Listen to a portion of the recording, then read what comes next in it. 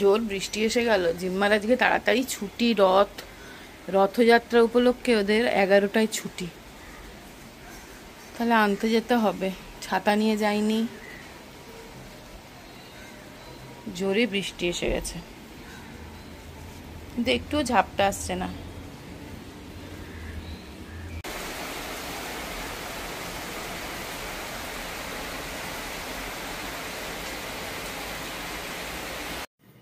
এত বৃষ্টি হচ্ছে দেখো না, ঘরের ভেতরটাও একদম অন্ধকার হয়ে আছে। যাই হোক, ব্রেকফাস্টে আজকে একটু সুজির হালুয়া বানাবো, সুজি দিয়ে মুড়ি। অনেক দিন করা হয়নি, হঠাৎ আজকে মনে হলো চলো সুজি বানাই আর তার সাথে মুড়ি। তো সেটার জন্যই প্রিপারেশান চালু হয়ে গেছে। তো সুজি বানাচ্ছি অল্প করে, বেশি বানাবো না, অল্প করেই বানাচ্ছি। আর বাইরে না খুব এত বৃষ্টি পড়ছে, আমি শুধু এটাই চিন্তা করছি যে আজকে তো তাড়াতাড়ি ছুটি, মানে মন্দিরতলা থেকে নেমে না আস্তে আস্তে বাসে ভিজে যাবে ও, তাই জন্য তাড়াহুড়ো করছি যে ব্রেকফাস্টটা বানিয়ে দিয়েই আবার ওকে আনতে যাব। 11টা ছুটি মানে ও 11:30টার মধ্যে চলে আসবে। আর দেখো এই ঝুমাই ফুলটা নিয়ে এসছে, দেখতে পেয়েছে কোথাও, আমি ফুল ভালোবাসি বলে। কি সুন্দর না ফুলটা, তা চলো সাজিয়ে ফেলি। ফুল দেখলেই তো আমার মনটা আনন্দে খুশিতে ভরে যায়। তো একটু ঘরের যে কোনো কোনায় কোনায় একটু ফুল সাজিয়ে রাখলে না আমার খুব আনন্দ হয়। তো এই দেখো জিম্মাকে নিতে চলে এসেছি বাস স্ট্যান্ডে, আর এখানে জগন্নাথদেব মানে রথ বিক্রি হচ্ছে। কি সুন্দর জগন্নাথের মূর্তিগুলো, ছোট্টবেলার কথা মনে পড়ে যাচ্ছে জানো। সেই ছোটবেলায় এরকম রথ কিনে, রথ সাজানো, সব ভাই বোনেরা মিলে জুঁই ফুলের মালা কিনে, সে একটা আলাদাই দিন ছিল। তারপরে ভাই বোনেরা মিলে রথ সাজিয়ে বেরোলে আবার পয়সা পড়তো রথে, অনেকে পয়সা দিত, 50 পয়সা, 1 টাকার কয়েন কি 2 টাকার কয়েন এরকম দিত। এবার সেইগুলো দিয়ে জিলিপি খাওয়া হতো। চলো মানি খেতে বসেছে, জিম্মা ফোনে বন্ধুর সাথে কথা বলছে। আর হ্যাঁ, ওর ববকাট দেখলাম তো, বড্ড ফ্যানের আওয়াজ এখানে। হ্যাঁ খুব সুন্দর লাগছে, বললাম তো, থামস আপ। আর পিঙ্কি আমার জন্য কাঁঠাল এনেছে, কাঁঠাল, গাছের কাঁঠাল।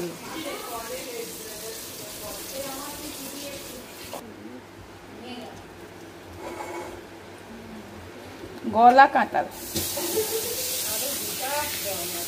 হ্যাঁ গলা। আর পিঙ্কি খায় না,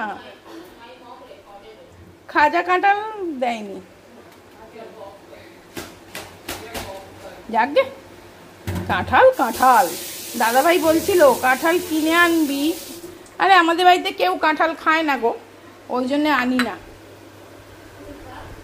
শুধু আমি খাওয়ার জন্যে। আর মানিও খায় না, মানির পেটের সমস্যা হবে ভেবে, ভয় পেয়ে। আর আমি হ্যাঁ, তো যেটা বলছিলাম, ছোটোবেলায় রথের দিনটা একদম অন্যরকম ছিল। এখন তো দেখো বাচ্চাদের ছুটিও থাকে না, মানে অনেক সময় অনেক জায়গায় বোঝাই যায় না যে আজকে রথযাত্রা। আগে মেলা বসতো, এখনও মেলা বসে হয়তো, বাট যাওয়া হয় না তেমন করে। তবে এই জিলিপির লাইনগুলো থাকে, এটা দেখলেই বোঝা যায় যে রথ মানেই পাঁপড় ভাজা, জিলিপির গন্ধ। রথের দিনে বিকেলবেলা সব কাজ বন্ধ, ছোট্ট ছোট্ট সাজানো রথ, বাজলো কাঁসর ঘণ্টা, রথের দিনে ছেলেবেলায় পালিয়ে ফেরা মনটা। আজকে রথ অন্যরকম, অন্যভাবে আসে। জগন্নাথদেব যায় কি মাসির বাড়ি, উল্টো রথে ফিরে আসে, হয়তো সবাই বদলে গেছি আজ। মহামূল্য সময় এখন, সবার ভীষণ কাজ। ভালো থেকো তোমরা সবাই, বন্ধু থেকো মনে, রথের দিনে ছেলেবেলা আবার পড়ুক মনে। চুলটা দেখো, জিম্মা আজকে চুল কাটতে যাচ্ছে, কত বড় হয়ে গেছে চুলটা। ও নাকি ছোট ছোট চুল কাটবে। আর রথের দিনে ছোট থেকে শুনতাম যে রথের দিনে চুল কাটলে খুব তাড়াতাড়ি চুল বড় হয়। তো চল, ওই দেখ একটা রথ যাচ্ছে, জিম্মা দেখ, ওই দেখ ছোট্ট একটা রথ, দেখেছিস? তুই একেবারে চুলটা কেটে ফেল দিতে কষ্ট হচ্ছে না? চুল কাটতে তো কত কষ্ট হয় বলো, কত কষ্ট করে বেড়েছে চুলটা, কত কষ্ট করে বড় হয়েছে।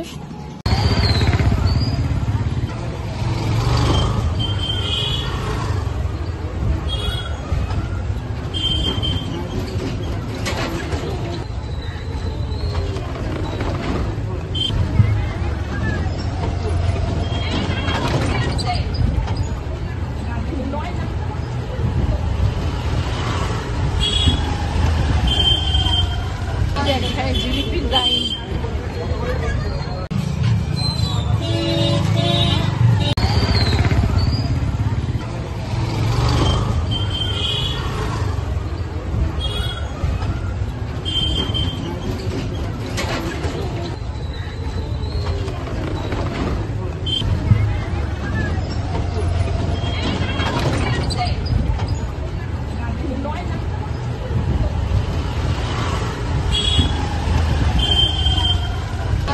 জিলিপির লাইন।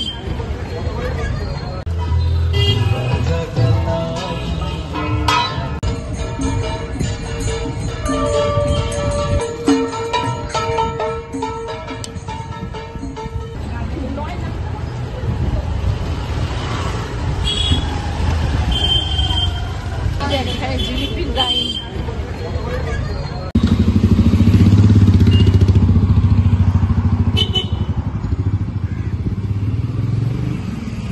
এই দেখ আস, যা যা।